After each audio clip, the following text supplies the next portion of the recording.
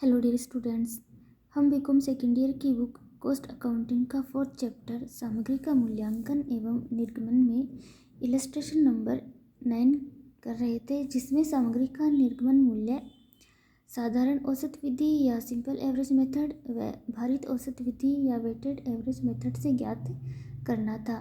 Last class में हमने इस एग्जाम्पल को साधारण औसत विधि से सॉल्व किया था।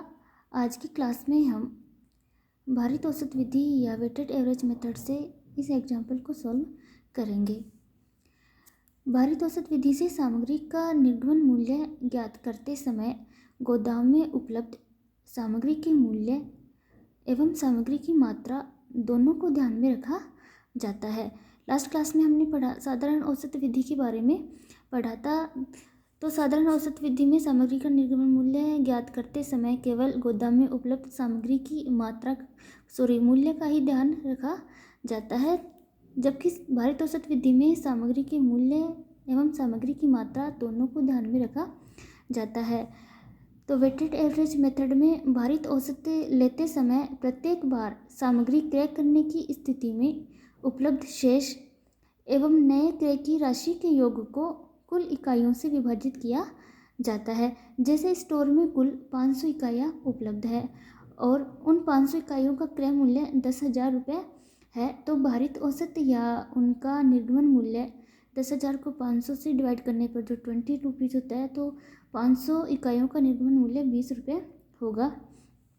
तो अब हम इस इलस्ट्रेशन को सॉल्व करते हैं। इलस्ट्रेशन में रिसिप्ट व इश्यूज से संबंधित सूचनाएं दी हुई है और स्टोर लेजर खाता बनाना है और लिखा है कि फर्स्ट तो साधारण औसत विधि से सामग्री का निर्गमन मूल्य ज्ञात करना है और सेकंड है भारित औसत विधि से निर्गमन मूल्य ज्ञात करना है। तो साधारण औसत विधि से सामग्री का निर्गमन मूल्य हमने लास्ट क्लास में कर लिया था और आज की क्लास में हम वेटेड एवरेज मेथड से सामग्री का निर्गमन मूल्य ज्ञात करेंगे। तो सबसे पहले स्टोर लेजर अकाउंट बनाएंगे और हमें पता है कि स्टोर लेजर अकाउंट में टोटल 10 कॉलम होते हैं। फर्स्ट कॉलम डेट का होता है, जिसमें रिसिप्ट्स व इशूज की डेट लिखी होती है।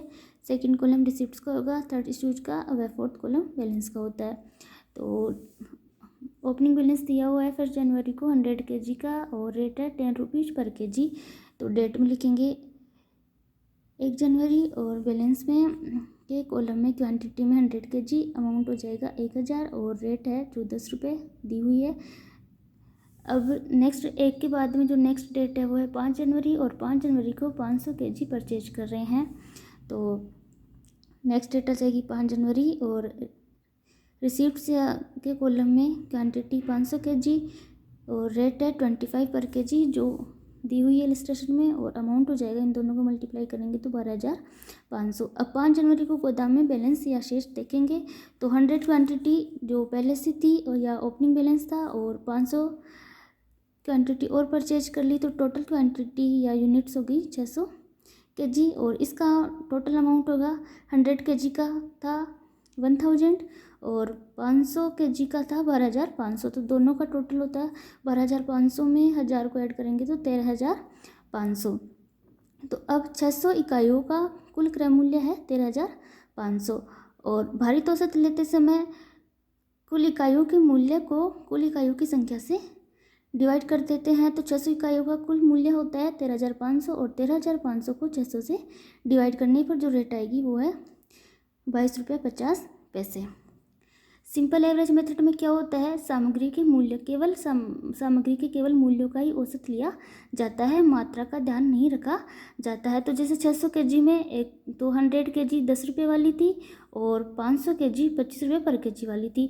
तो 100 kg का मूल्य था 10 रुपये और 500 kg का मूल्य था 25 रुपये। तो सामग्री के मूल्य दो मूल्य थे 10 और 25। तो 10 और 25 का औसत लिया था, तो 10 + 25 डिवाइडेड बाई 2, तो जो इसकी वैल्यू आई थी वो है 17 रुपये 50 पैसे। तो इस प्रकार वेटेड एवरेज मेथड में 600 इकाइयों की जो निर्गमन मूल्य या इशू प्राइस आएगा वो आएगा 22 रुपये 50 पैसे।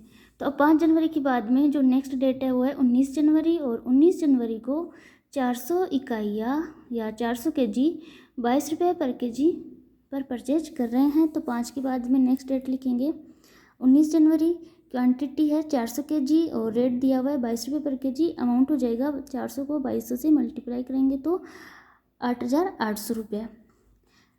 अब 600 इकाइयाँ शेष थी और 400 और परचेज कर ली तो टोटल जो यूनिट्स हो गई वो होगी 1000 इकाइयाँ और टोटल अमाउंट होएगा 13,500। 600 यूनिट्स का था जिसमें 400 यूनिट्स का अमाउंट है या उसका क्रय मूल्य है 8,800, जिसे और ऐड कर देंगे तो 13,500 प्लस 8,800 होता है 22,300। तो 1000 इकाइयों का जो कुल क्रय मूल्य है वो है 22,300 और कुल क्रय मूल्य को इकाइयों से डिवाइड करने पर जो आएगा वो 22.30 या 22 रुपये 30 पैसे होंगे। तो 22,300 को 1000 से डिवाइड करने पर आता है 22 रुपये 30 पैसे। तो अब 19 के बाद में जो नेक्स्ट डेट है वो है 20 जनवरी और 20 जनवरी को 600 kg इशू कर रहे हैं। तो 19 के बाद में नेक्स्ट डेट लिखेंगे 20 जनवरी और इशू के कॉलम में क्वांटिटी में लिखेंगे 600 kg और 600 kg किस रेट पे इशू करेंगे, जो हम अभी 1000 इकाइयों का इशू प्राइस निकाले थे वो थे 22.30। तो अब रेट लिखेंगे 22.30 और इन दोनों को मल्टीप्लाई करने पर जो अमाउंट होएगा वो 13,380 आ जाएगा। अब 19 जनवरी को गोदाम में शेष देखेंगे तो 20 जनवरी को गोदाम में शेष देंगे तो 19 को जो 1000 इकाइयाँ गोदाम में शेष थी जिसमें से 20 तारीख को 600 इकाइयाँ इशू कर दी। तो अब जो 20 तारीख को जो गोदाम में शेष है वो है 400 यूनिट्स का। 1000 में से 600 को लेस करने पर बचती है 400 यूनिट और अमाउंट होएगा 22,300 था 1000 इकाइयों का क्रय मूल्य, जिसमें से 600 इकाइयाँ इशू कर दी और इशू प्राइस था 13,380। तो 22,300 में से 13,380 को लेस करेंगे तो 8,920 आएगा। अब 8,920 को 400 से डिवाइड करने पर जो वैल्यू आएगी वो 22.30 या 22 रुपये 30 पैसे होंगे, जो इसका इशू प्राइस होगा। अब 20 के बाद में नेक्स्ट डेट है 24 जनवरी। 24 जनवरी को 800 kg परचेज कर रहे हैं और रेट है 30 रुपये पर kg। तो 20 के बाद में नेक्स्ट डेट लिखेंगे 24 जनवरी और रिसिप्ट्स की क्वांटिटी के कॉलम में है 800 kg, रेट दिया हुआ है 30 रुपये पर kg, अमाउंट हो जाएगा 24,000। अब 24 जनवरी को बैलेंस देखेंगे तो जो 400 kg 20 जनवरी को था उसमें उसके बाद 24 जनवरी को 800 और परचेज कर लिए तो टोटल जो यूनिट्स हो गई वो 400 प्लस 800 1200 यूनिट्स हो गई और अमाउंट हो गया 8,920। 400 यूनिट्स का था और 800 यूनिट्स का 24,000। जो टोटल 1200 यूनिट्स का जो अमाउंट है या परचेज वैल्यू है वो है 32,920 और 1200 यूनिट्स का इशू प्राइस होगा 32,920 को 1200 से डिवाइड करने पर जो प्राइस या वैल्यू आएगी वो है 27.43 या 27 रुपये 43 पैसे।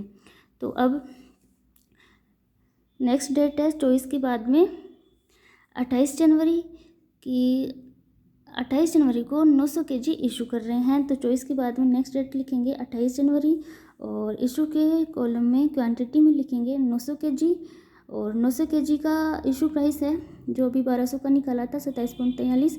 तो रेट में लिखेंगे 27.43 और अमाउंट हो जाएगा 24,687। 900 को 27.43 से मल्टीप्लाई करने पर जो अमाउंट आएगा वो है 24,687।